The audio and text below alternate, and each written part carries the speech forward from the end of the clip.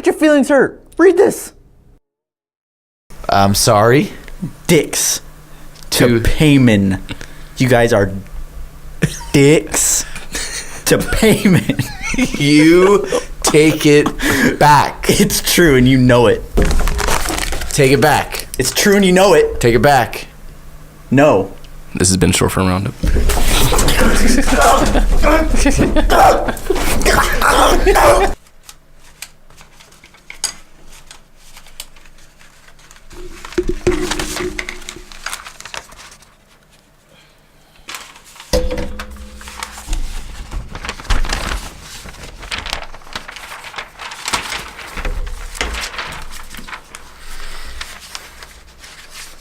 Welcome to Short Film Roundup, the place where three cursed filmmakers review short films that are submitted to us by filmmakers like you.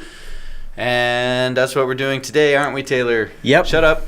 And we have an awards show coming up On soon. January 1st. Ooh, yeah. We're going to announce our nominees for that award show on Saturday, this Saturday. What? This coming Saturday.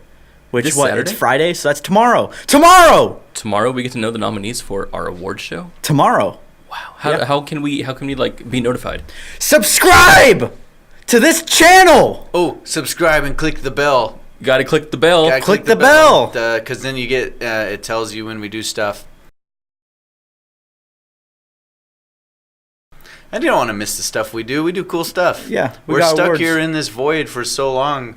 There's nothing else to do, so we make some great content. Like feedback loop.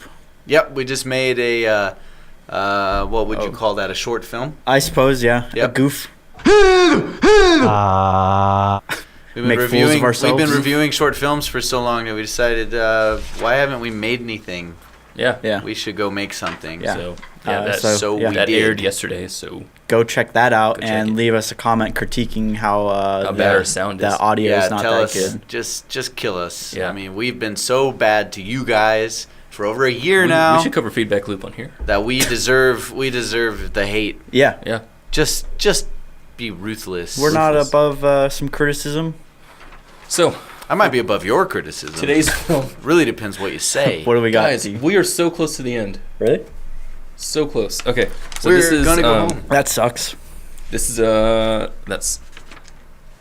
This is The Unusual Suspects by Sam Murray, and it was submitted to us by Roheen Verma.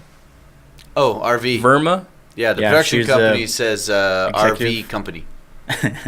RV company. That's the name of the production Yeah. company. It's called RV company. She was the executive co-producer.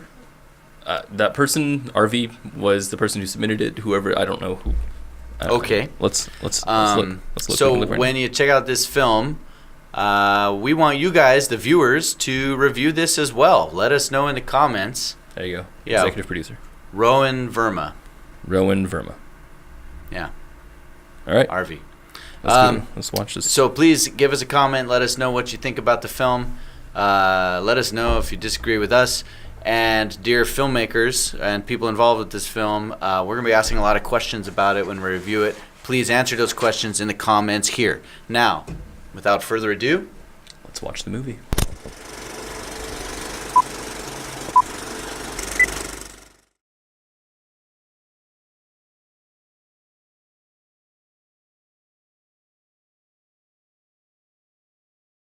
Oh, we're back. okay. Yeah, that was a film. That it was. Wow. I don't remember who we did last time, so we're gonna start with Kenny. Cool. Kenny, tell me what you thought of The Unusual Suspect. Well, there's definitely some talent here. It's well shot. Much of it is quite pretty, actually, which I don't know if it entirely lends itself to this story. But the biggest flaw here I felt was I never believed the characters here would do what they were doing, and I think that's a context problem. Definitely. Right? Yeah. So I really don't understand what's this guy's motivation to decide all of a sudden he wants to be a hitman and kill somebody for money. Like if we had some context, some backstory where we find out that he's in an extremely desperate situation, or he desperately wants to impress his friend or something like that. I know that it kind of felt like they were trying to go that way with the friend being so like a jerk to him. But what it felt like the story was really building up to was him like killing his friend. Yeah. Right. Yeah. That's what. But that's not where we went. It also makes just no sense at all that this gangster would just be like, yeah, okay, here's my gun, go shoot that guy for me. Total stranger who I just met on a bench who's apparently 16. You know, it's like it's what I mean. I think it's just like they understood that problem was there. They just kind of went with it. Yeah. So yeah, the fun idea, and it looks like you guys had a good time pulling it off. And there's a lot of proficiency here in terms of the visuals and the sound. Well done. Shooting inside and outside of a car can actually be really tricky to pull off. Yeah. With lots of glares and shadows and stuff, and it actually looks really nice. But it just was, I never got hooked into the story or the characters or really even cared what was happening because there's not enough story context, not enough character development. Yeah, I would totally agree. I think one of the strongest points of the film are, well, one, the look of it is very consistent, and it is a really nice look. It's debatable if the look is appropriate for the story or not, but that's kind of, I'm just want to praise that it looks really nice. Yeah, it does. And also, I think the acting, for the most part, is quite dialed. good. Pretty great. Yeah, it is. Actually, on all parts. Yeah, pretty much everyone has a great role, especially the guy at the end with the bandage. Band-Aid Face Man was a great actor. Yeah, very good. And also, so's the terrible gangster. Yeah. Band-Aid Face, also known as Big Fucker. Big Fucker, yeah. Yeah, that was kind of funny because they specifically point out, that he's a big guy with a Band-Aid on his face. Yeah. And when he stands up to confront the dude, he's like 5 inches shorter. Yeah. Like, he's not big. He might be a tough guy, but he's not a big guy. Maybe they meant symbolically he's a big fucker. Yeah, he's like big in spirit. I don't know. He's a big player in the business. But definitely agree with you in the sense that I think the biggest flaw of this whole thing is the writing, where these characters, I just don't understand why our main character does anything that he does. Yeah. Like, I don't even understand why he smokes the weed in the first place. Like, I don't, other than they just say he does, you know? And why, if this guy thinks his friend is such a screw up, why is he sending him to go do this drug deal in the first place? They drive up and he's like, okay, you have to go do this drug deal. But they're acting like this is something he does every week. Why is he sending his friend to do it? Why isn't he doing it? I don't know. We just don't know. We're just missing that context. There's context here. Maybe it's context that's in the filmmaker's head, but it's not on the screen. Yeah. I guess maybe because he's just the supplier, the other guy's the dealer. But that's it. I have to super agree with you about the character development here. Is that the guy, our main character here, just does not seem to have any motivation whatsoever, other than the external motivation, like we said. We get to this part where we have him having the gun, and the guy's saying, well, you gonna do this? You know, and he's like, oh, you're such a fuck up. And then we have a close-up on the gun. If I can get there. There we go. No! Guys, who thought of using a touch screen? You got this, D. I believe in you. Dumb. Okay. There's our close-up. Yeah, so we see this gun right after he says, you're such a fuck up. And then right after that, we have a close-up on our main character. Like something's about to happen. Like he's like, no, I'm not a fuck up. I'm gonna go kill this guy. Right, which that would be completely over the top, Yeah. but it would make sense due to the context and the motivations that we've built up so far. You know, the only motivation he has to kill anyone right now is because the guy, his friend, told him that he's a fuck up. Yeah, and that's it. And so he's supposed to be using that to. It's just not enough. Yeah. Yeah. So we know that he wants. Yeah. It seems like he wants to impress his friend, and his friend needs money because his Prius won't start because it has a turn key and it's not supposed to. Yeah, we noticed that. He goes, "Err." It's a Prius. They don't start that way.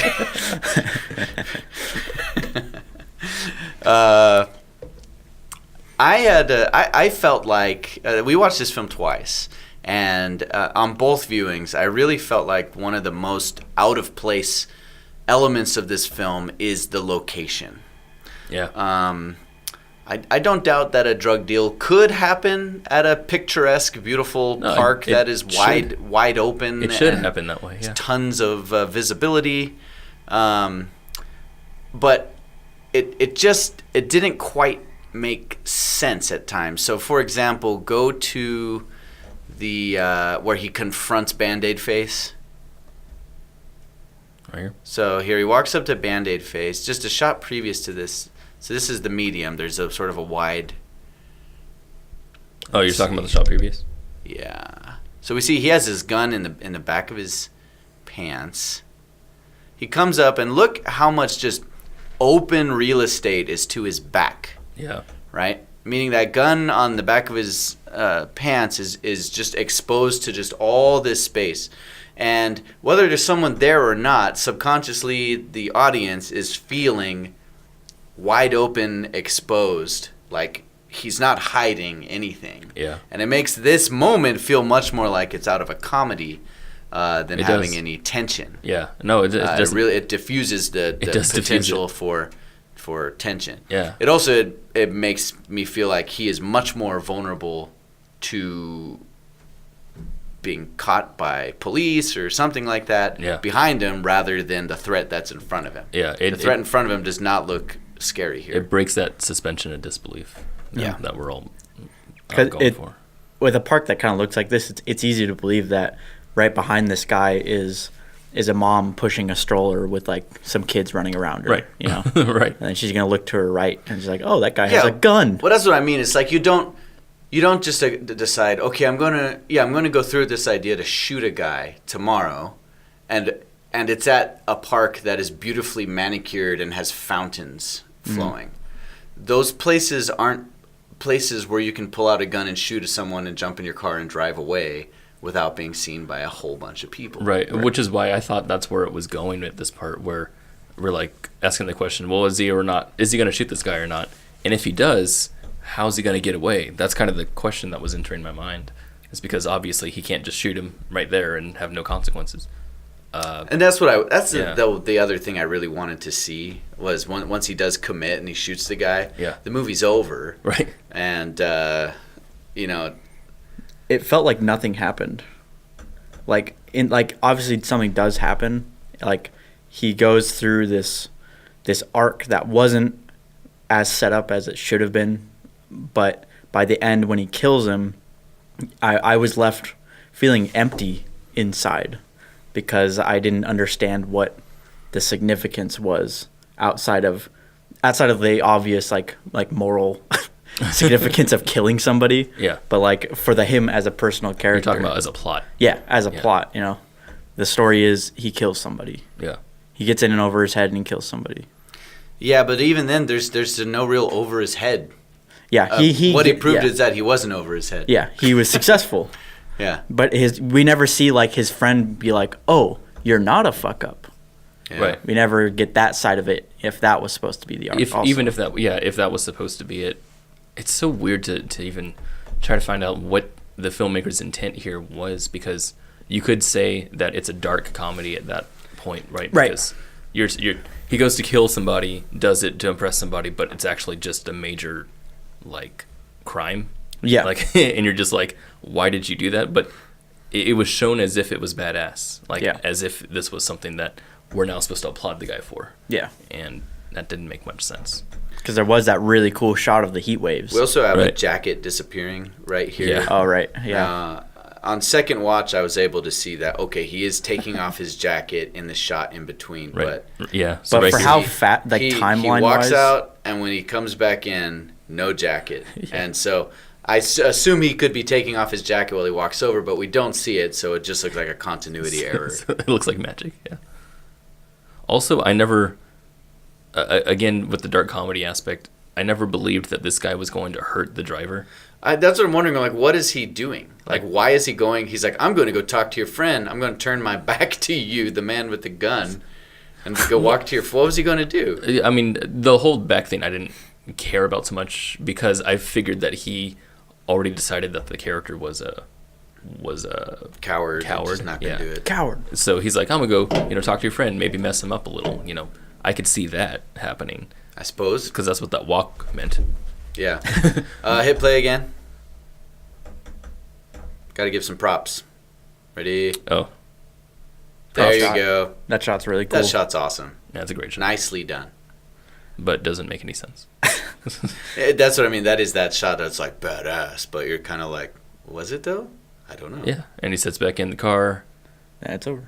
and the movie's over. And now he's like, I wonder if that guy's going to come pay me. D. Silence your phone, please. The sound effect for the gun when he gets shot in the back sounds like a musical sting. Yeah, let's talk Like about some the guy gunshot. with someone with like a giant tom drum in a huge room just go doom. This was Yeah. not done very well. And I think we all agreed that this would have looked much better as a practical squib as opposed to this digital effect. Or just implying that it happened. Yeah, don't know? yeah. Like I'd rather have this shot far away and see the guy just collapse. Just see the guy collapse. Yeah. Big old wide shot from Yeah. across the parking lot. Yeah. Yeah, because this actually was distracting. Yeah. Yeah. It was like I know what you're probably going for here, filmmaker, is the element of surprise, right? That's why he falls and we see the guy behind him. It is an element of surprise, but because it wasn't believable that he got shot. We just saw a visual effect happen, which I'm sure wasn't your intent to make it look like it was. I'm sure there was probably problems that were there on set and off set and digital effects and whatnot that you figured out that you can't actually make it completely believable, but it takes you out. But thank you for avoiding, not giving in to the temptation to put blood splatter on the camera. Because I think that would have worked better, honestly. Really? it's just so cliche now. I don't think I've It's ever like seen so- that done in a way that I liked, even in like huge budget films. I liked it in Children of Men. There's Oh, a I don't sequence remember. where they do it. Children But- of Men I think was a bit different because they had dirt on the camera too, Yeah. with a lot of explosions. Yeah. That's cool. But yeah, I find it to just be obnoxiously overused. Yeah. But it might have given a little more depth to a otherwise very flat visual effect. Yeah, that's what I would have said. Yeah. Motivations, man. I don't ever feel like we knew this character at all. Trying to think of some other any stuff of the to say. characters, really. Especially this dude here. Like, he seems like in the beginning he'd be a much bigger factor into the film, but he's not in the rest of the film. No. He in the beginning, and then when he goes back to the car and he's like, "Oh, you got a gun? What the hell? Don't do that." And then we basically don't Well, I do feel like anything they're with them. they're Yeah. implying that this guy is the driving force of the story, right? He's the Right. one Well, who he is, said, yeah. he's sending the guy to go do the drug deal. He's Yeah. the one who's creating any kind of emotional tension in the story. But in the end, he's really a non-character. Yeah. Yeah, he's the sole motivator, and even then, it still feels weak. It doesn't feel like there's any motivation actually coming from him. Yeah. Um, You said earlier that this would be a better story if the other guy, the shooter, Yeah. was in love with this guy. Yeah, it would have been. Yeah. Yeah, and but that love wasn't Right. reciprocated, and so he had a reason to be like over the top, Exactly. trying to win his affection. Like, imagine that, right? Imagine if these two guys, or if you want, if he was a girl instead, and our main character's in love with this other person, then it makes sense for him to go out of his way and do all this like really crazy stuff. Because otherwise it just doesn't. I mean, like if you're just friends with this guy, it was never implied that there's a deep connection here. It was never implied that they're super good friends. It was never implied that you'd kill for somebody. Unless Yeah. it's supposed to be just funny. And in that case, it just didn't really work because everything was taken so seriously. So in other words, we saw our main character basically go from 0 to 100. Yeah. But we never saw the car Right. right? Like the way he got there, you know. You can't just have this giant transformation and expect it to have an emotional impact Right. if we don't really show where they're coming from first, Exactly. not just where they go. Exactly. So why is he so desperate to prove that he's willing to shoot somebody? You know, Yeah. That's exactly it. he was nervous about selling drugs. Yeah. Like he was terrified about doing a drug deal, and the next day he shot somebody. That's quite a story. That's a very cool idea for a story. Yeah. Actually, It's like but- Breaking Bad. Yeah, But but it's- but the journey wasn't there. you Yeah. need the journey. Yeah, and I know what it was supposed to be was the impression, the trying to make an impression because the other guy kept calling him a fuck up. He's like, I'm not a fuck up, but he never actually said that. He never said, I'm not a fuck up. Mm-hmm. You know, I'm gonna prove you wrong. Like we never got that from him. Right. Yeah. He just kind of seemed okay with it. He seemed fine. Yeah. Yeah. And again, we never got the resolution of the I'm a fuck up too with this character here Oh yeah, because it just ended. because it just ends. Yeah. Yeah. So some pretty important fundamental story pieces are missing here. Yeah. Again, great camera work. And Yeah, it sounds absolutely. really good. The sound Sounds design great. is Yeah. pretty dang good. Yeah. Better than our short film we just put up today. Yeah, the sound is better than ours.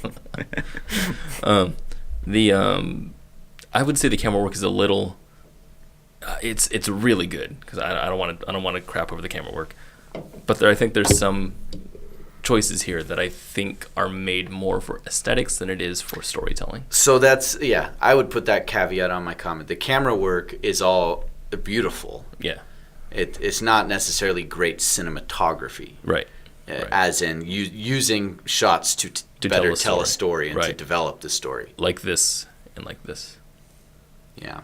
I don't think that each of these were made for aesthetics. I'm sure they were there There were by director's input, but And there were many shots that were like that really felt like we were in a comedy. And so my first question actually is, how would you define the genre of this film? And were you hoping to make people laugh, or were you trying to go for more of a dramatic response in an audience? also I want to The add tone kind of seemed all over, and I really can't tell. I want to add that in the beginning here, when we have the music come in, the music is reggae music, and we just hear friends talking as they're driving. No context yet. All we know is that there's music here. And in that point, because there's no reggae stuff happening, you're thinking it's lighthearted and it's fun.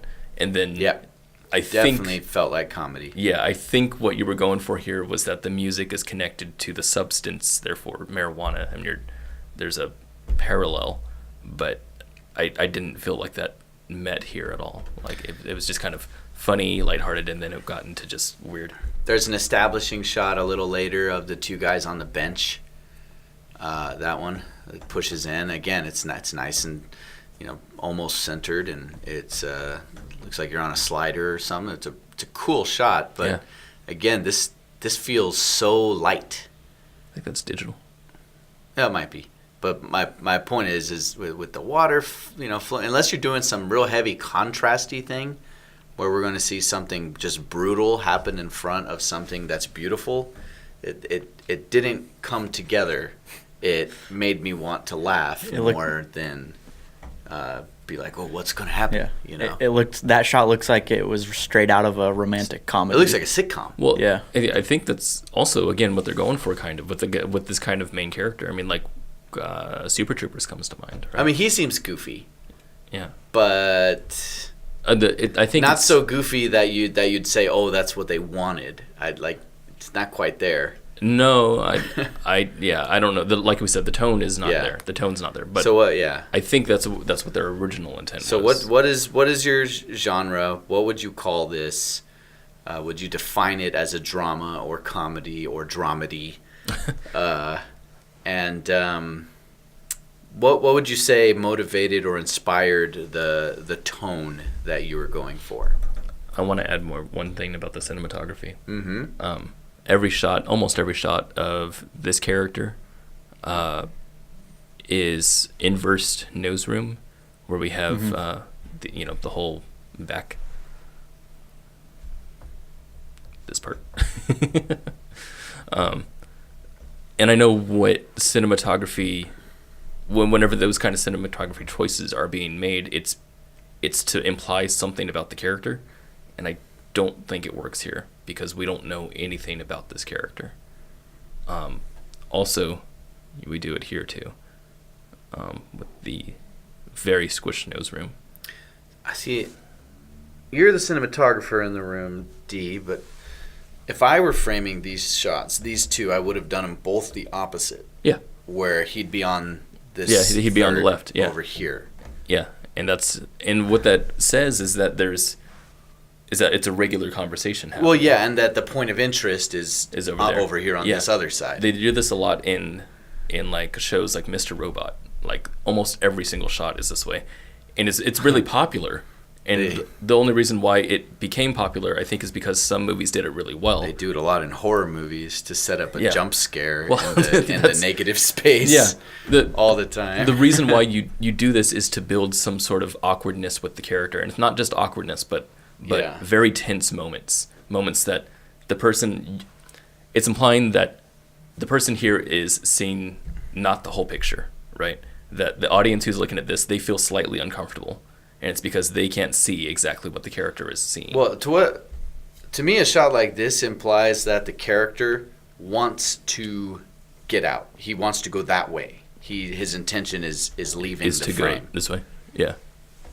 Yeah. And I think that's because we can see it and we can't see what he's looking at. Yeah. And again, it's to make that tense thing build up. And I really don't think it worked because again, his character doesn't say that. Anyway, I just wanted to bring that up. Interesting. Very interesting. Let's do more questions. What was this made for? Was it made for film school or just to further your filmmaking capabilities? I'm curious about that. Yeah. That's it? That's it. I don't have any questions. Could you tell us more of the background or context for the story that we don't see here on the screen? Such as what is the nature of the relationship between the two guys in the car? Is this guy usually involved in their drug deals? Is this a one-time thing? Why? We had these questions about why he would go to these lengths so quickly. Fill us in on what we're missing. Okay. Alrighty. Well, thank you for sharing the Unusual Suspects with us. It was a joy to watch and to review. And we hope to see more work from you soon here on Short Film Roundup. So, anything else, guys, before we adjourn and go back to our space? Our space? Well, we don't have like homes or cubbies or anything. This is our space. Because it's a big empty black void. I don't think I've actually ever left the table. I have a space. It's about 25 steps back, 10 steps to the left. Oh, okay. That I've just sort of called my domain. Yeah. There's nothing there to indicate. No, I've noticed you were over there. But that's where I stay. Yeah. Yeah. I try to, What are you doing? So what's up with Taylor lately, huh? Yeah, I've noticed you've been a little cantankerous about that whole thing last episode with the strangling. I just kind of got a little heated because, well, you... Are you Sky from Breaking Bad? Is that what you're doing? Is this symbolism? I don't know what he's doing, but this is bad content.